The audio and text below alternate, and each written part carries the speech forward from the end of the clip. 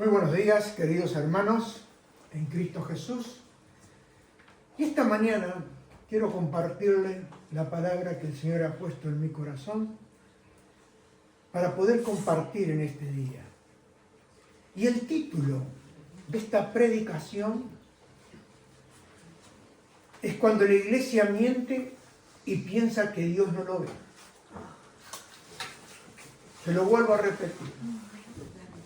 Cuando la iglesia miente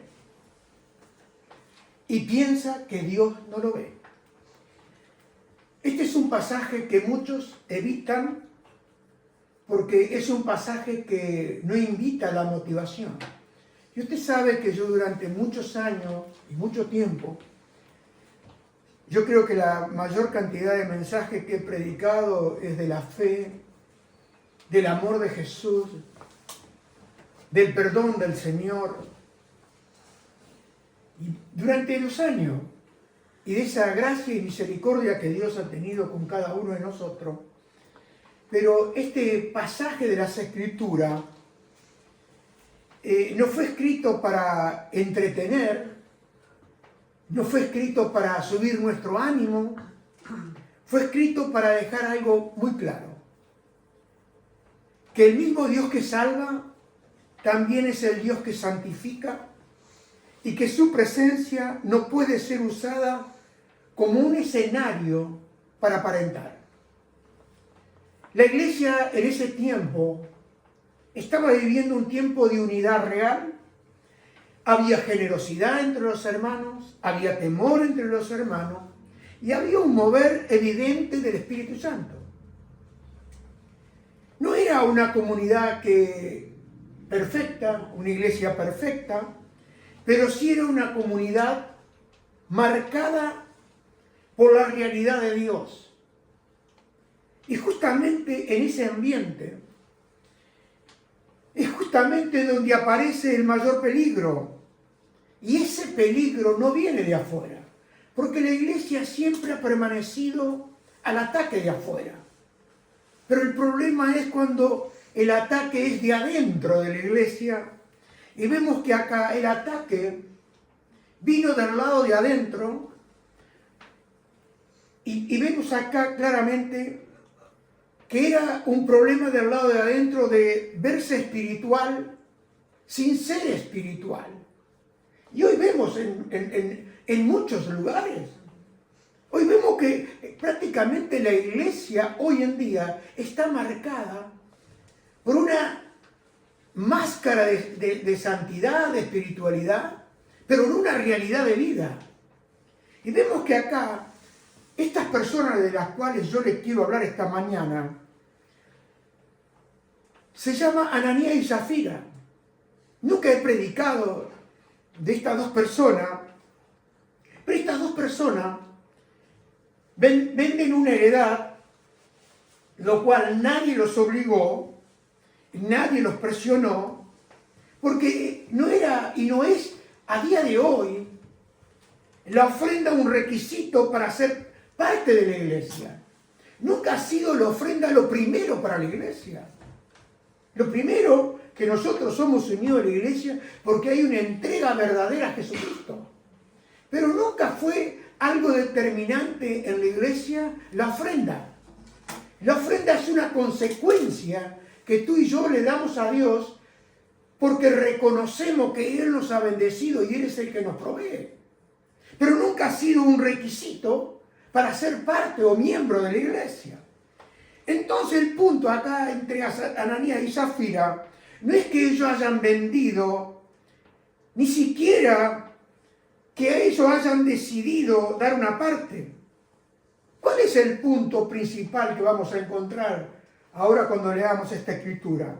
El punto es que quisieron la gloria sin una entrega completa, sin la verdad de la entrega completa, y buscaron el reconocimiento a través de la mentira. Y vamos a ir a la escritura y vamos a ver lo que dice la palabra de Dios ahí en Hechos capítulo 5, versículo 1 al 11, y después lo vamos a ir desgranando para que nosotros podamos esta mañana entender y comprender la verdad de la palabra de Dios. Dice que había cierto hombre llamado Ananías, quien junto con su esposa Zafira vendió una propiedad y llevó solo una parte del dinero a los apóstoles, pero afirmó que era la suma total de la venta. Vaya prestando atención en esto. Con el consentimiento de su esposa, se quedó con el resto.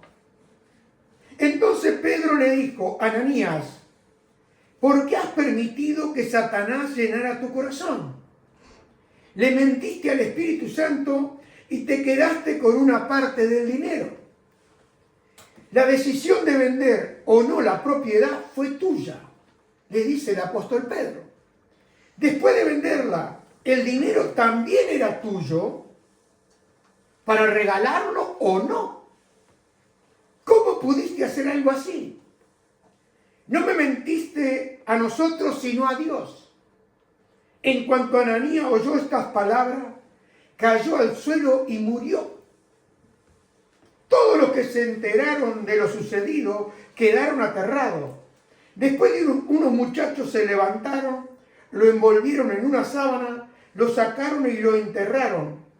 Como 3 horas más tarde, entró su esposa sin saber lo que había pasado. Pedro le preguntó: ¿fue este todo el dinero que tú y tu esposo recibieron por la venta de su terreno? Sí, contestó ella, ese fue el precio. Y Pedro le dijo: ¿cómo pudieron ustedes dos siquiera pensar en conspirar para poner a prueba el Espíritu del Señor de esta manera? Los jóvenes que enterraron a tu esposo están justo afuera de la puerta. Y escuche, y ellos también te sacarán cargando a ti. Al instante, ella cayó al suelo y murió. Cuando los jóvenes entraron y vieron que estaba muerta, la sacaron y la enterraron al lado de su esposo. Y el verso 11, y gran temor se apoderó de toda la iglesia y de todos los que oyeron lo que había sucedido. Hasta aquí la siempre viva y eficaz palabra de Dios. Este relato de Ananías y de Zafira es uno de los mensajes más importantes del Nuevo Testamento. Ocurre en los primeros días de la iglesia, en Jerusalén, cuando el Espíritu Santo se movía en gran manera y con gran poder. Y en el capítulo 4 de este libro de los Hechos, vemos que los creyentes vivían en unidad y generosidad. El ejemplo es de Bernabé. Quizás en unos domingos de esto veremos la vida de Bernabé y lo que Bernabé hizo, quien vendió una heredad y la entregó todo el dinero a los pies de los apóstoles. Lo dio, porque en ese tiempo, quiero decirle que estaba pasando algo muy fuerte en la iglesia, que a los creyentes no le daban ni trabajo, perdían sus casas, perdían sus heredades. Entonces la comunidad, la iglesia, comenzaron a ayudarse unos a otros. ¿Y qué sucedió? Aquellas personas que tenían propiedades, que pudieron venderla, la daban a los apóstoles para repartir el dinero. No es como hoy, como los llamados apóstoles, que tú le das el dinero para que ellos enriquezcan. Era totalmente lo contrario, y era un mover del Espíritu Santo que Él ponía en los corazones para hacer aquello que la iglesia en ese momento necesitaba. Mire, nosotros acá no tenemos necesidad así, pero en ese tiempo y en muchos países del mundo hay necesidad. Y la misma iglesia se encarga de ofrendarle a la gente. Por eso la ofrenda, un ejemplo, si hay necesidad, uno debe ayudar. Porque para eso somos una comunidad, somos una iglesia y la iglesia de Cristo. Porque Él dijo, mejor es dar que recibir. Entonces vemos que la atmósfera espiritual era una atmósfera de unidad, de santidad, de poder sobrenatural de Dios, y había un temor reverente al Señor. Ahora, ¿qué significa un temor reverente al Señor? Porque le voy a decir, hoy en día en la iglesia es el bien que más escasea, el temor de Dios. Ha llegado la gente que va a la iglesia solamente a marcar una tarjeta. Voy para, a ver si podemos armar un partidillo de fútbol después, a ver si podemos hacer, pero a la iglesia uno va y debe ir de otra manera a la iglesia. Y acá en el principio vemos que la iglesia tenía temor de Dios, un temor santo de Dios. Ahora, ¿qué significa el temor reverente de Dios? Ya que decimos que es lo que más escasea en este tiempo. El temor reverente de Dios es una actitud profunda del corazón que combina asombro, respeto, sumisión, amor y una conciencia de la santidad de Dios. Porque Dios es santo. Ahora, no es un miedo servil, porque ese miedo servil huye de Dios, sino un temor reverente es aquel que te lleva a inclinarte delante del Señor. Y vemos ahí en Proverbios 9:10 que dice que el temor del Señor es la base de la sabiduría. Conocer al santo da por resultado el buen juicio. Entonces vemos que esto no es el final del camino espiritual, sino que es el comienzo en la vida espiritual del hombre y de la mujer. Y hoy vemos muy poco temor de Dios. Y lo que más vemos en la iglesia hoy en día es la religiosidad. Porque acá lo que estamos viendo, que el ejemplo, ¿se acuerda de Isaías usted? Que hemos leído el libro de Isaías. Mire la transformación que sucedió en Isaías, porque Isaías ya era profeta de Dios. Dios lo había escogido como profeta. Y vemos ahí en Isaías capítulo 6, 1 al 7, lo que le sucedió a este hombre. Dice, en el año que murió el rey Usías, se cree que Isaías era pariente del rey Usías. Y estaba muy mal. Él se codeaba arriba en las esferas del poder. Y había quedado, ¿cómo le puedo decir en palabras nuestras? Había quedado muy tocado, muy mal, por la muerte del rey Usías. Y mire lo que pasó. Vi al Señor sentado en un majestuoso trono, y el borde de su manto llenaba el templo. Lo asistían poderosos serafines, cada uno tenía 6 alas, con 2 alas se cubrían el rostro, con 2 se cubrían los pies y con 2 volaban. Se decían unos a otros, Santo, Santo, Santo, es el Señor de los ejércitos celestiales. Toda la tierra está llena de su gloria.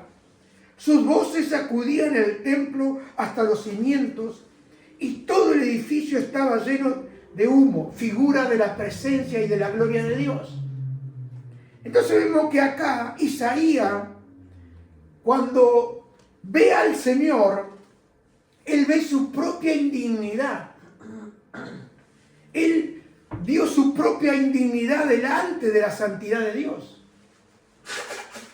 Y cuando él vio esto, Isaías, mire lo que dice el versículo 5.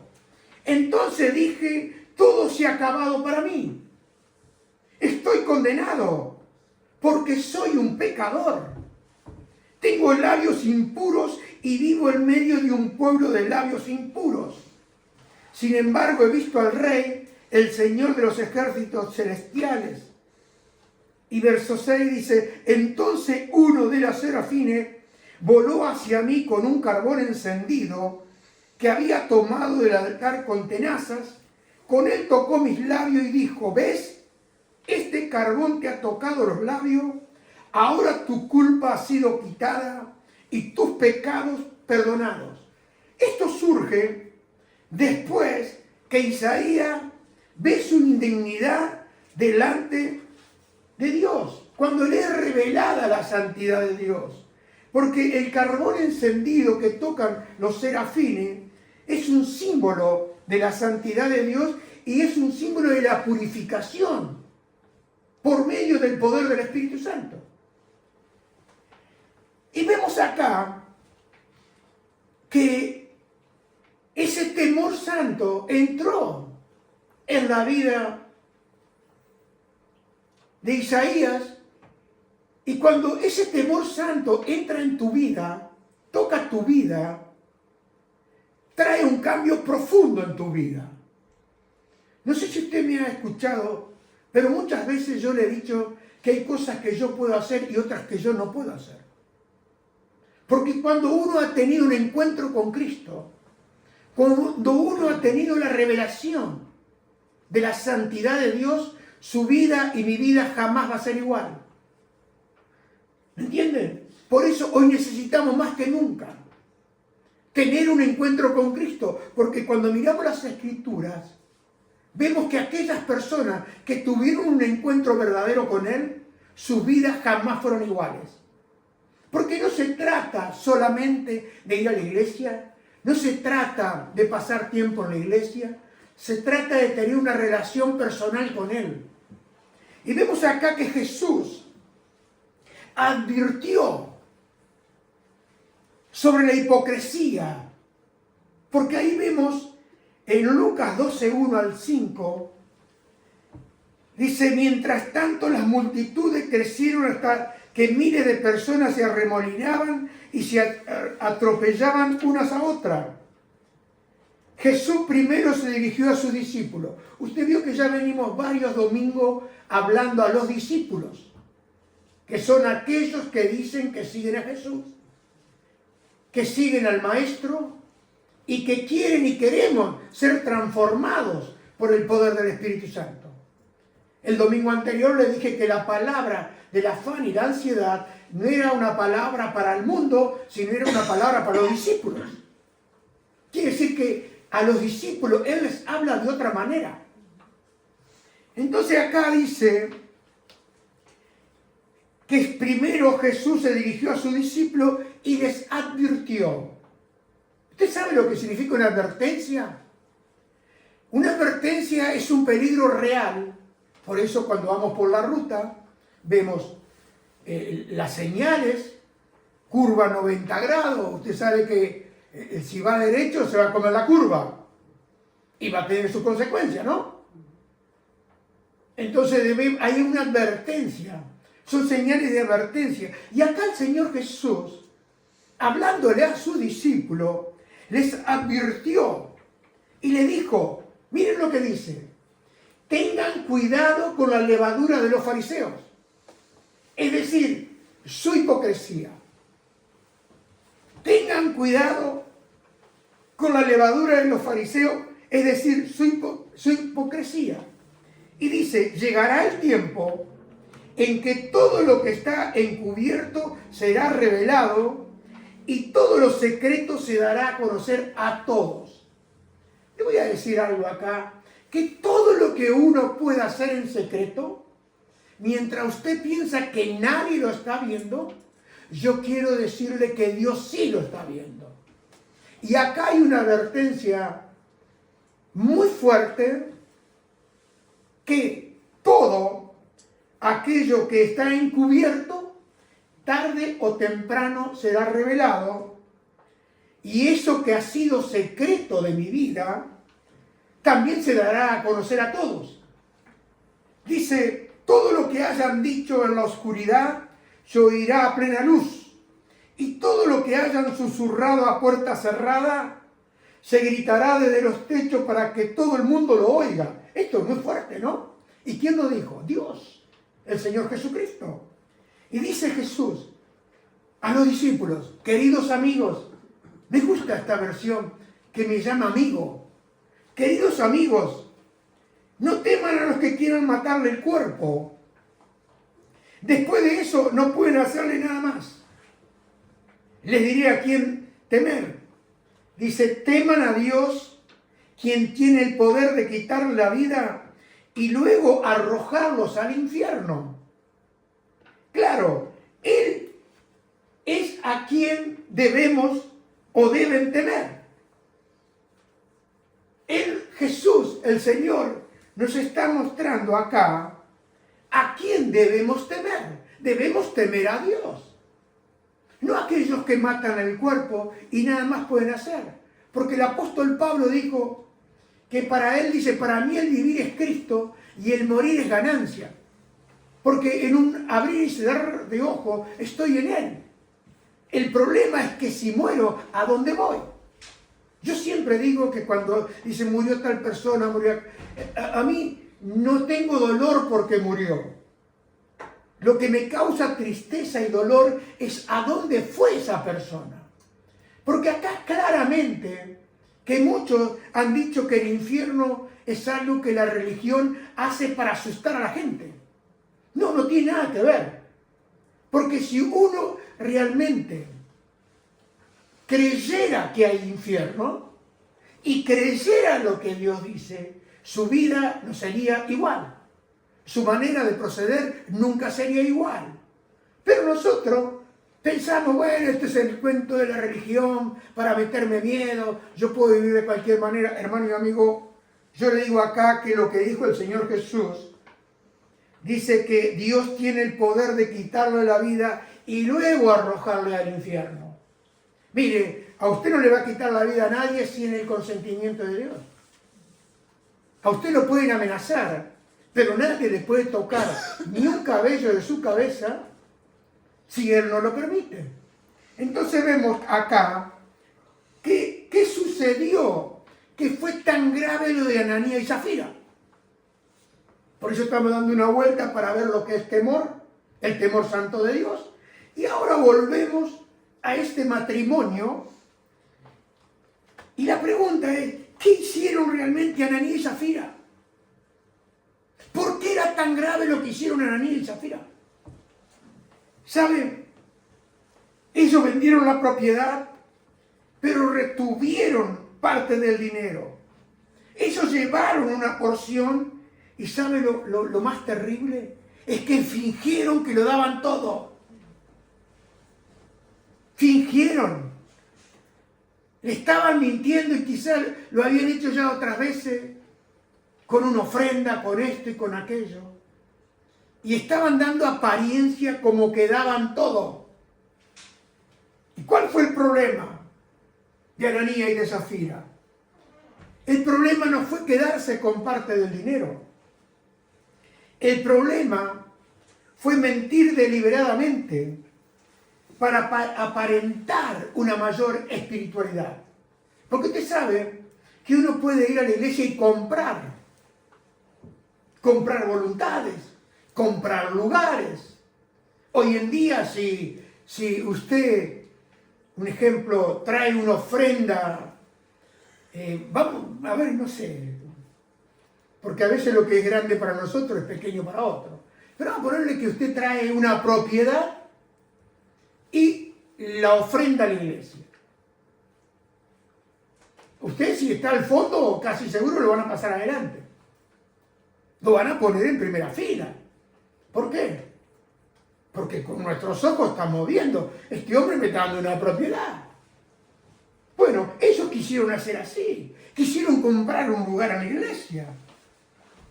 El problema era mentir deliberadamente, aparentar una espiritualidad, y ellos quisieron imitar a Bernabé. Porque lo que había hecho Bernabé era el comentario en la iglesia. Porque Bernabé vendió su heredad, vendió su propiedad y la trajo a la iglesia. Y usted sabe que hoy en día, si usted da, mucha gente va a estar hablando bien de usted. Y ellos quisieron aparentar el dar. Entonces acá vemos que quisieron imitar, y mire lo que dice ahí, le dice Pedro, en el versículo 3 y 5 de este capítulo 5. Pedro le dijo a Ananías, ¿por qué has permitido que Satanás llenara tu corazón? Le mentiste al Espíritu Santo y te quedaste con una parte del dinero. La decisión de vender o no la propiedad fue tuya. Y después de venderla el dinero también era tuyo para regalarlo o no. ¿Cómo pudiste hacer algo así? No nos mentiste a nosotros, sino a Dios. En cuanto Ananías oyó estas palabras, cayó al suelo y murió. Todos los que se enteraron de lo sucedido quedaron aterrados. Porque, hermano y amigo, yo le voy a decir algo esta mañana. Mentir al Espíritu Santo es mentirle a Dios. ¿Por qué? Porque el Espíritu Santo es Dios. Padre, Hijo y Espíritu Santo. El Dios vivo. La hipocresía espiritual de ellos, ¿cuál era? Querían reconocimiento. Usted sabe que hoy hay mucha gente, que usted lo habrá escuchado, que trata de hacer cosas para tener reconocimiento. Hay gente que es capaz de hacer cualquier cosa, de ir a primera hora, salir el último. Todo porque uno dice en el fondo está buscando un lugar. Entonces acá hay algo que ellos querían el reconocimiento y querían ser honrados delante de todos. Ganar un lugar en la iglesia. Ellos querían tener reputación espiritual, pero sin el sacrificio real. Y acá vemos que es el mismo espíritu que el Señor Jesús confrontó con los fariseos. Porque Jesús se enfrentaba con los fariseos. Y hermano y amigo, hay mucho fariseísmo. Pero miren lo que dijo el Señor Jesús. Bueno, Mateo 23, 1 al 4.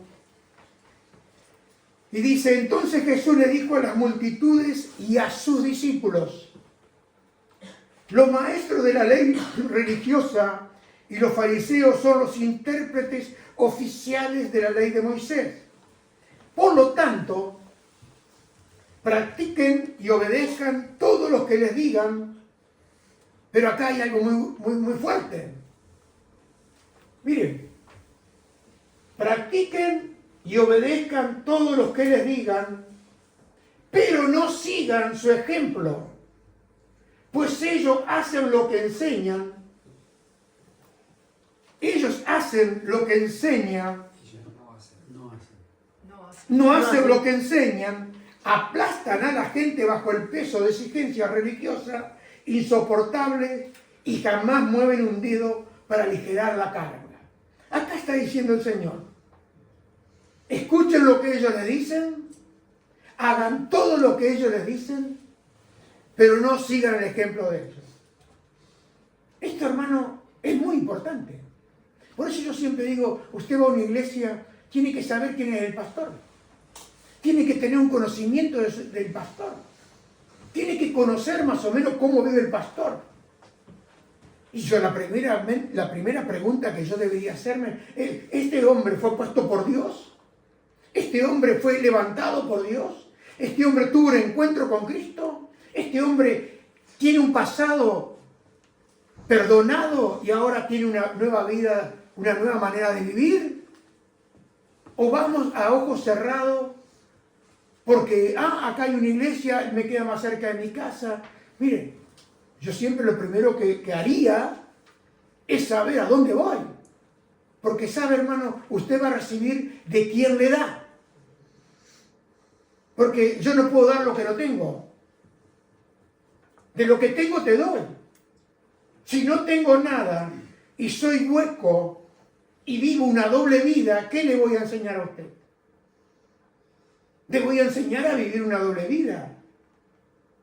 Jamás le voy a hablar del pecado, le puedo hablar del pecado por arriba. Pero no le puedo hablar de una profundidad, del costo del perdón, de la dicha de la gracia de Dios. Entonces vemos acá que el apóstol Pedro menciona la influencia satánica, porque uno puede predicar la doctrina, pero sabe, si no está acorde con tu vida, se llama hipocresía. Por eso a la gente le encanta ahora escucharlo por YouTube, por TikTok, dale que te pego, sin saber la persona que te está hablando. ¿Me explico? ¿Está pasando eso? ¿Usted sabe la vida del pastor allá? uno puede enseñar la verdad y vivir en una mentira. Se lo voy a repetir. Uno puede enseñar la verdad y estar viviendo una mentira. Y eso se llama hipocresía, porque es una incoherencia entre la doctrina y la vida de la persona. Usted va en la calle y habla con... sí, usted ve, son todos santos. Santos de su devoción. Pero una cosa es vivir en santidad y no tiene nada que ver que usted esté aislado allá en la montaña para que nadie lo vea. No tiene nada que ver. Acá vemos que Pedro menciona la influencia satánica porque le dice, has permitido que Satanás llene tu corazón. ¿Quién lo permitió? Ananías y Zafira. Se pusieron de acuerdo. Y la Escritura nos dice que si 2 o 3 están de acuerdo, y tenga cuidado de ponerse de acuerdo en contra de los principios de Dios. Tenga cuidado usted y su esposa en ponerse de acuerdo para ir en contra de lo que el Señor dice. Porque uno piensa que Dios no lo ve. Total, el pastor no se va a enterar, el hermano no se va a enterar, pero Dios está viendo. Estamos mirando esta mañana acá que de aquellas cosas que pensamos que Dios no lo ve, pero Dios la está viendo. ¿Por qué fue tan severo el juicio de Dios? Porque nos dice que ambos cayeron muertos inmediatamente. La clave, hermano, porque la iglesia estaba en un avivamiento. Y la clave del avivamiento es la pureza espiritual. Le voy a decir algo. He visto en mi vida, desde el año 88 hasta el año 92, 93, 2 muertes dentro de la iglesia. No sé si usted ha tenido. Y ver gente que entró a la iglesia y se murió dentro de la iglesia. Y casualmente fue en un momento de 2 moveres muy fuertes de Dios. Dios se estaba moviendo grandemente. Había transformación. Y yo le digo más. Yo soy fruto de ese mover de Dios del año 88. Porque fue un mover de fuego, un mover de santidad. Un mover donde cambió mi vida. Yo ya llevaba en ese tiempo 4 años de haberme convertido. Pero la verdadera, yo cuando tuve ese encuentro con el Señor, mi vida cambió de la noche a la mañana. Fue algo tremendo. Y me pasó lo mismo que le pasó a Isaías. Porque Isaías, después del encuentro con él, si usted sigue leyendo el versículo, hacia abajo, dice, hay una pregunta del Señor, que dice, ¿a quién enviaré? Se está hablando de la Trinidad. Y él estaba en la presencia. ¿Y qué dijo él? Envíame a mí. Porque cuando uno tiene la revelación de la santidad de Dios, no te queda más hacer tu voluntad. Y ahora a partir de ahí vas a hacer la voluntad de Dios. Y Él te va a enviar a donde Él quiera que vayas. A donde quiera que tú te plante Él. No vas a estar en discusión, voy, no voy, ¿qué hago? No, no, no. Quizás el domingo que viene vamos a ver la poderosa mano de Dios moviéndose en el lugar que Él te plantó. Pero hoy vamos por este lado.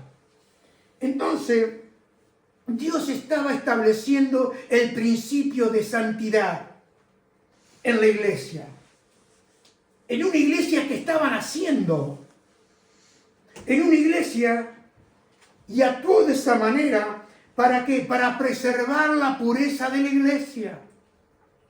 Mire, Dios se está moviendo y a veces nosotros decimos, yo quiero que venga un mover de Dios, pero ¿está dispuesto a pagar el precio? ¿No será que Dios nos mueve en medio nuestro? En esta España amada y querida. Por amor de Dios. Porque yo he visto mucha hipocresía en las iglesias. He visto mucha falsedad en las iglesias. He visto muchos que dicen ser y no son. Como le dijo el Señor, aquellos que dicen ser apóstoles y no lo son. Y hoy hay una lucha por egos y hay una lucha por rangos. Si tú eres un creyente entregado, rendido y comprometido con el Señor, es muy posible que no te den ningún lugar. Porque, ¿qué pasó? Yo me acuerdo acá en el año 2000, 2001, 2002, vino mucha gente de afuera, de los países principalmente de Latinoamérica. Y en Latinoamérica estaba, en los años atrás, había tenido un mover de Dios. Un mover de Dios, mire, en Bolivia, un mover de Dios en Paraguay, un mover de Dios en Argentina, un mover en toda Latinoamérica, en Ecuador. Y Dios trasladó personas de Latinoamérica a España. Las iglesias eran muy pequeñas acá, porque nosotros vinimos en el año 95 y había muy pocas personas. Eran 10, 12 personas la cantidad de la gente en las iglesias. ¿Qué sucedió después? Al venir la gente de afuera, en ese éxodo que Dios trasladó personas, vinieron personas ungidas y personas que salió con la multitud. ¿Cómo pasó con el pueblo de Israel? Salieron de Egipto y a la mitad del camino comenzaron a tener problemas. Pero ¿sabe lo que pasó? Los pastores no te daban el lugar. Y si te daban el lugar, pensaban que iban a perder ese lugar. Yo recuerdo un pastor que venía y tenía conferencias acá. Él me dijo, España tuvo una gran oportunidad, pero los pastores pensaron que Dios movía por ellos, no porque Él quería mover. Y no le dieron lugar a los inmigrantes. No le dieron lugar a aquellos que tenían y que ellos sabían que eran diferentes. Yo digo personalmente, yo iba a una iglesia que un poquito más me tenía que convertir y ser bautizado de nuevo. Esas cosas me pasaron. Y por eso le estoy hablando, porque yo le estoy contando a usted experiencias de mi vida, experiencias del pasado y experiencias que Dios me ha ido revelando. Entonces vemos acá que la severidad de Dios era para conservar la pureza. ¿Qué sucedió? Después que Dios operó de esa manera en la iglesia. Miren lo que dice el verso 11. El temor de Dios volvió a la iglesia. Porque dice Hechos 5:11, gran temor se apoderó de toda la iglesia y de todo lo que oyeron lo que había sucedido.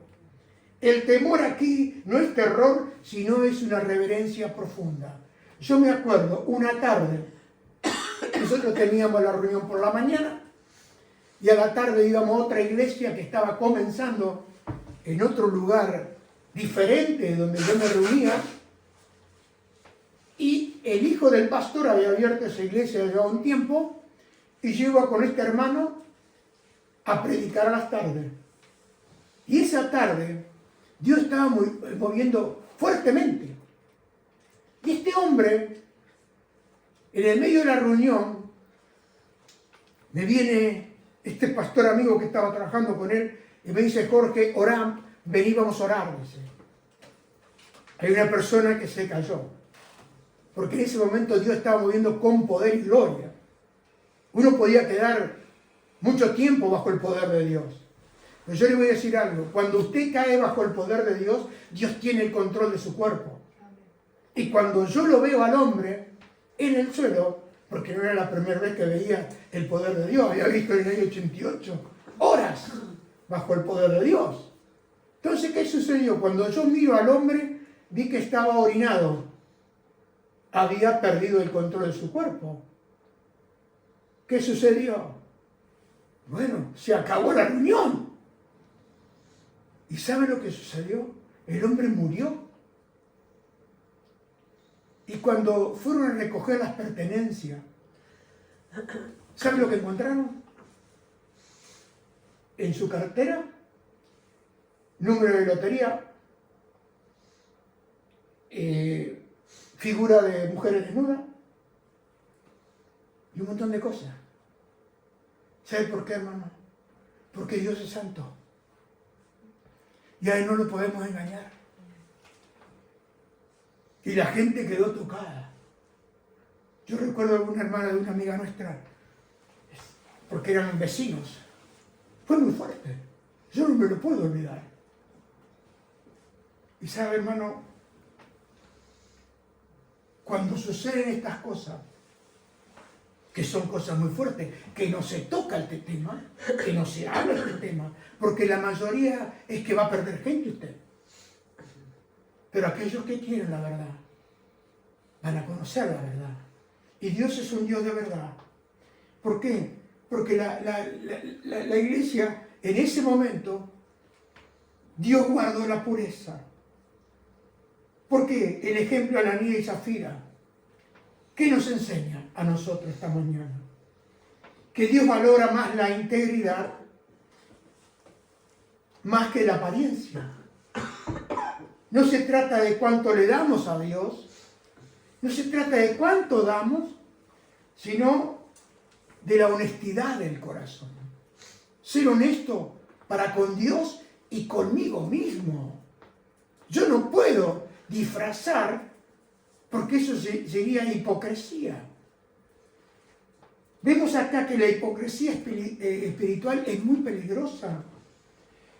Cuando la vida pública, tu vida, no coincide con la vida privada, entonces ahí se abre una puerta espiritual. No todo pecado visible es más grave, porque lo grave es mentir al Espíritu Santo. Fue más serio que retener el dinero. Dios no lo juzgó por retener el dinero. ¿Sabe por qué lo juzgó? Por mentir, por aparentar, por decir, bueno, yo doy. Y hoy, hermano y amigo, la mayoría de la gente, ¿cómo se presenta? Con coronitas. ¿Me explico? Entonces vemos que el avivamiento requiere pureza. Donde Dios se mueve con poder, demanda santidad. Y hay algo muy fuerte. Tenemos en la Biblia muchos ejemplos. ¿Qué pasa? Que no prestamos atención. ¿Se acuerda cuando Nadab y Abiú, los hijos de Aarón, cayeron muertos por presentar un fuego extraño? Se cree que el fuego extraño fue que ellos, porque quiero que lo pongas, Levítico 10, 8 al 9, porque esto quedó para todas las generaciones. Dice, después el Señor le dijo a Aarón, tú y tu descendiente nunca deben beber vino ni ninguna otra bebida alcohólica antes de entrar en el tabernáculo. Si lo hacen, morirán. Esta es una ley perpetua para ustedes, que se cumplirá de generación en generación. Yo no puedo venir a predicarle a usted, entrar y decir estoy en la presencia de Dios y venir borracho. ¿Puedo tomar vino? Sí. No me prohíben tomar vino. Lo que la Biblia está diciendo acá que me está prohibiendo es entrar en el santuario de una manera que no sea acorde, estar lúcido. Por eso a mí me invitan he ido a predicar a las tardes y no tomo nada. Para mí lo importante es que esta escritura es muy clara. Porque se ofrecieron fuego extraño. ¿Cuál era el fuego extraño? Entraban borrachos. Habían perdido el temor de Dios. Y mire, Aarón no pudo decir nada. Porque él entendió. Después dice, santidad a Jehová. Santidad a Dios. Hay que vivir en santidad, hermano. Acán, ¿se acuerda? Fueron derrotados. ¿Por qué? Porque Acán escondió bajo la carpa el oro y el manto que Dios había dicho, no toquen nada de ello. ¿Dónde estaba el robo? En la carpa de Acán. No podemos guardar aquello que no tengo que guardar. Y vemos que Ananías y Zafira, su hipocresía, murieron por su mentira. ¿Por qué Jesús fue tan fue tan fuerte con los hipócritas fariseos? ¿Sabe por qué? ¿Quiere saber por qué era tan fuerte Jesús? Amén. Jesús fue compasivo con los pecadores arrepentidos, pero severo con los líderes hipócritas. Y usted dice, ¿por qué? ¿Sabe por qué? Porque ellos estaban representando mal a Dios. Ellos desviaban al pueblo de Dios y convertían la santidad en un teatro. Y hoy está pasando. Hoy está pasando. Hoy se va a la iglesia casi a ver el show. No se va a la iglesia para ir y reverenciar al Señor. Jesús no es la persona más importante en ese lugar. La persona más importante quizás es el pastor, es la gente, los que ofrendan. Hermano, Él debe tener el primer lugar en tu vida, en mi vida y en la iglesia. ¿Sabe, hermano? La hipocresía religiosa es más peligrosa que el pecado abierto. Dice, ¿por qué? Porque el pecador sabe que necesita la gracia. Pero ¿saben lo que sucede con los hipócritas? Creen que ellos no necesitan nada. Creen que está todo bien. Creen que Dios les permite vivir en adulterio porque total siguen predicando. Siguen, pues no hay problema. Porque siguen mirando los resultados. Siguen mirando la caja de la ofrenda. Siguen mirando la recaudación y aparentemente todavía no mermó. Pero ¿sabe cómo viene la ruina? La ruina viene de repente. Hermano y amigo, el temor del Señor, ¿sabe lo que produce? Produce humildad, produce integridad, produce coherencia entre mi vida privada y la vida delante de las personas, y produce misericordia en nuestra vida. La hipocresía nace cuando se pierde ese temor santo de Dios. Que yo puedo hacer cualquier cosa porque el diablo mismo viene y te miente y te dice, mira, puedes hacer esto, total, Dios te perdona. Pero hermanos y amigos, perdón sin arrepentimiento es el primer requisito que la Biblia nos dice, que si nos arrepentimos, Él es fiel y justo para perdonar nuestros pecados y lavarnos de toda maldad. ¿Sabe, hermano? Cuando nosotros medimos la espiritualidad por la apariencia, cuando le exigimos a otro lo que nosotros no estamos dispuestos de hacer. Yo he visto tanta gente, hermano, que cuando llegaron a pastores, lo primero que hacían es, hermano, mire que tengo esto, hermano, mire que tengo aquello, y a traer la ofrenda. Pero ¿sabe por qué lo hacían? Y lo siguen haciendo. Porque ellos quizá en su vida, antes de ser llamados al pastorado, no daban nada. Y la Biblia dice, lo que tú siembras vas a cosechar. Y a mí el pastor me enseñó que si la obra de Dios, Dios mantiene la obra. No es que la tengo que mantener yo con engaño, con esto y con aquello. Hermano, cuando cuidamos más la reputación que el corazón, estamos entrando en problemas. La pregunta para nosotros hoy, ¿soy fariseo? No es la pregunta hoy. Sino la pregunta es, ¿en qué áreas de mi vida estoy aparentando lo que no soy?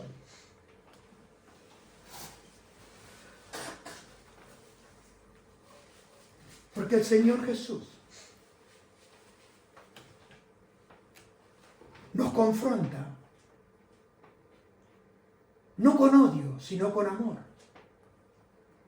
¿Por qué? Porque el mismo Señor Jesús lloró sobre Jerusalén al ver cómo lo rechazaban a Él, al ver que lo condenaron a Él por haberles dicho la verdad. Y hermano, antes de terminar esta mañana, quiero que veamos versículo de Apocalipsis capítulo 22, versículo 11. Y hay un llamado para cada uno de nosotros. Y es un llamado a perseverar en la doctrina de los apóstoles, a perseverar en la vida viviendo en santidad. Porque lo dijo Zacarías, dice que librado de nuestros enemigos, viviríamos sin temor y te serviríamos todos los días de nuestra vida. Y mire lo que dice este versículo, Apocalipsis 22:11. El que es injusto, sea injusto todavía. El que es inmundo, sea inmundo todavía. Y el que es justo, practique la justicia todavía. Y el que es santo, santifíquese todavía. Quiere decir que yo no puedo decir ya está todo bien para mí. Debo seguir cada día. Debo estar ahí para que Él siga trabajando con mi vida. ¿Sabe, hermano? Porque el tiempo de la venida de Cristo está cerca. Cada uno debe mantener y profundizar el camino que ha elegido. ¿Por qué? Porque la santidad es un proceso continuo. No es que yo un día me santifico y ahora puedo vivir de cualquier manera. La santidad es un trabajo que hace el Espíritu Santo en mi vida. No es que yo ya sea perfecto, sino que la santidad es un crecimiento que en mi vida debe ser continuo. No puedo ser santo durante 20 años y después ser cualquier cosa. ¿Me explico? ¿Le queda claro? Hermano, el juicio llegará y confirmará la decisión de cada corazón. ¿Por qué? Porque la vida va consolidando nuestras decisiones en nuestro corazón. Porque ellos decidieron antes de ir. ¿Qué decidieron ellos? Mentirle a la iglesia, mentirle a Dios, dar una parte y la otra no. Cuando Él le dijo claramente, el dinero era tuyo. Mire, usted puede hacer lo que quiera con su dinero.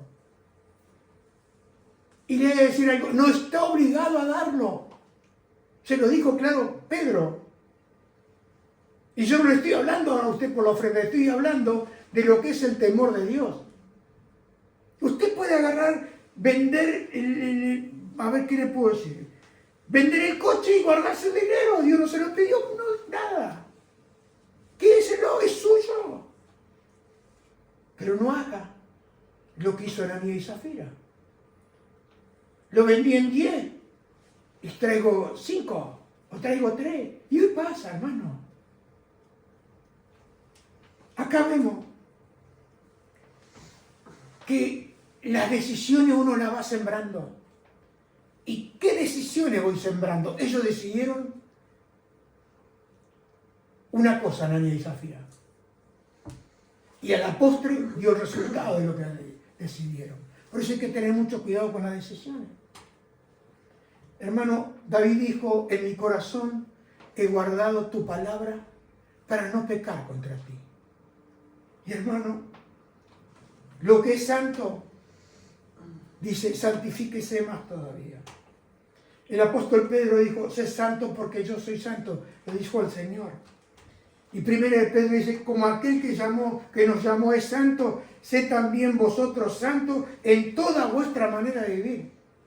No es que yo puedo vivir en una semana de una manera y venir a la iglesia y ser de otra manera. No puedo. Porque ¿dónde nace la santidad? En el carácter de Dios, en la persona de Dios. Es una imitación que Él nos comparte de esa pureza del Señor, de esa justicia. Porque el Señor Jesús dijo, vosotros sois la sal de la tierra, vosotros sois la luz del mundo. Y Él dijo, si la sal se vuelve insípida, no sirve para nada. ¿Qué hace la sal? Conserva. Hermano, no haga como ese hombre que me venía al supermercado, que no sabía que me había convertido. Y cuando le dije yo me convertí, ¡qué vergüenza! Comenzó a hablar como cristiano. Mientras yo no era convertido, me hablaba como un mundano. Y empezó, sacó el Señor a renunciar. No, hermano, yo si entre mí me quedó marcado. Yo no quiero ser este cristiano. Un cristiano que dice pero no hace. Un cristiano que con tal de vender se hacía el mundano. Era mundano, no es que se hacía. Se hizo religioso. Y hermano, Hebreos dice, seguid la paz con todo y la santidad sin la cual nadie verá al Señor. ¿Qué significa esto? Significa tener una comunión plena con el Señor. Si no vivo en santidad, no puedo tener comunión. Por eso cuando uno tiene que perdonar, lo primero que hace es perdono. Te traicionaron, perdono. Te robaron, perdona. ¿Por qué? Porque yo no puedo guardarme eso adentro de mi corazón. ¿Por qué? Porque lo más importante para mí es el temor de Dios, es la comunión con Él. Porque Dios es santo en su naturaleza. Y Él nos llama a participar de su santidad. Y la santidad es necesaria. ¿Para qué? Para poder vivir en su presencia. Si yo vivo en santidad, voy a tener y vivir en la presencia de Dios. Como dijo Elías, en cuya presencia estoy. No estaba en la iglesia, estaba delante del Rey. Por eso, hermano, esta mañana he compartido esto que no es tan... No lo vas a escuchar muchas veces. Pero yo creo que como iglesia, nosotros necesitamos, para no confundir hipocresía con santidad, para no confundir la verdad con la mentira. Y Dios esta mañana nos llama. Quizás hemos estado operando de una manera hipócrita. Pero Él no viene esta mañana a condenarme. Él viene a confrontarme. ¿Para qué? Para que al escuchar su palabra, el poderoso Espíritu Santo me convenza esta mañana. Jorge, no está bien lo que has hecho. Jorge, no está bien tu vida. Jorge, tu vida no está alineada con Dios. Y eso debe llevarme al punto de decir, Señor, perdóname. Porque he pecado contra ti y he pecado contra el cielo. Como dijo el hijo pródigo, como dijo David. David, ¿qué dijo? Pensó que nadie lo sabría. Pensó que nadie lo veía. Y terminó confesando y haciendo ese salmo tan precioso para el arrepentido. El Salmo 51, pidiendo, Dios mío, crea en mí un corazón nuevo. Un corazón limpio, un corazón puro. Y eso solamente sucede por la gracia y la misericordia de Dios. Y como dijo Juan, el evangelista, él dijo, si afirmamos que no tenemos pecado, lo único que hacemos es engañarnos nosotros mismos y no vivimos en la verdad. Pero si confesamos nuestros pecados a Dios, Él es fiel y justo para perdonar nuestros pecados y limpiarnos de toda maldad. Si afirmamos que no hemos pecado, llamamos a Dios mentiroso y demostramos que no hay lugar para su palabra en nuestro corazón. Señor, perdónanos esta mañana. Vuelve a lavar nuestro corazón. Vuelve a purificar nuestra mente y nuestra manera de hacer. Porque como dice tu palabra, como el hombre piensa, actúa. Señor, si he estado haciendo mal hasta el día de hoy, conforme a tu palabra, hoy me arrepiento delante de ti. Y te pido piedad, te pido perdón. En el nombre de Jesús de Nazaret. Y te ruego, Padre amado, que me perdones y me limpies con la sangre preciosa de Cristo. Y que me des esta mañana un nuevo corazón. Y venga tu Espíritu Santo con poder y gran gloria a mi ser, para vivir para ti, para vivir conforme a tu voluntad. Señor, esta mañana perdono a todos aquellos que me han hecho mal. Los perdono, los libero, los entrego, porque quiero vivir conforme a tu voluntad. Y de la manera que tú me perdonas, yo también perdono, Señor. Porque eres un Dios perdonador. Eres un Dios bueno. Te amo, Cristo. A ti sea la gloria en la iglesia. A ti sea la gloria en este lugar. Porque te pertenece solamente a ti. En el nombre de Jesús. Aleluya. Y esta mañana, Señor, quiero levantar mis manos en señal de rendición y decirte a ti, Señor, recibe toda la gloria, porque la gloria te pertenece a ti. En el nombre de Jesús, Hijo de Dios. Figura de entrega, figura de rendición.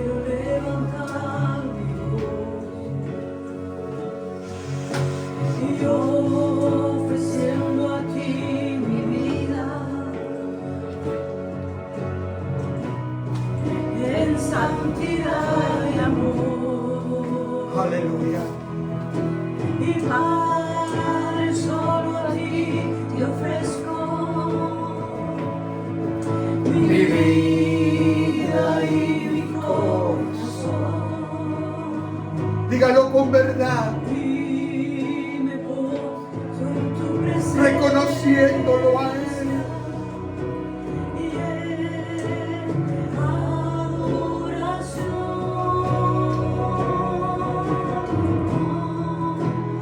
Hijo de Dios, recibe hoy y recibe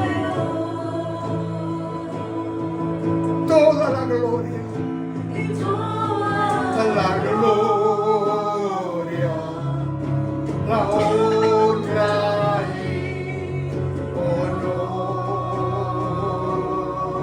porque tú pagaste el precio, Hijo de Dios, tú pagaste el precio, Señor, y mereces toda gloria y toda honra, y toda la gloria, la honra y honor. Una vez más, dígalo. Hijo de Dios, bendito Dios,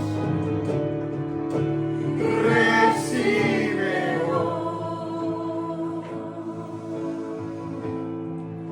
y toda la gloria, la honra y honor.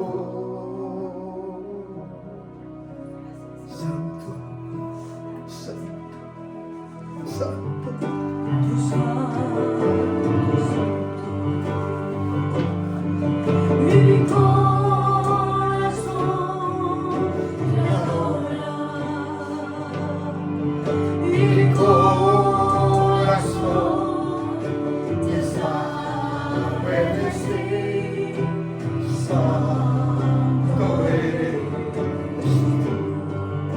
Aleluya. Santo, santo, santo. Mi corazón te adora. Mi corazón te sabe decir, santo eres tú. Santo, santo, mi corazón te adora, mi corazón te sabe decir, santo eres tú. Dios te bendiga. Te conceda esta mañana la gracia y el perdón, la gracia y la misericordia para seguir adelante, para vivir en santidad todos los días de nuestra vida. Porque si el Hijo me ha libertado, soy libre para seguirle, soy libre para amarle, soy libre para adorarle, soy libre para bendecirle. Y la gloria es para Dios, porque en la iglesia la gloria no es para ningún hombre, la gloria es para Dios, la gloria es para Cristo, la gloria le pertenece a Él. Aleluya. Oh, gracias, Señor, en el nombre de Jesús. Aleluya.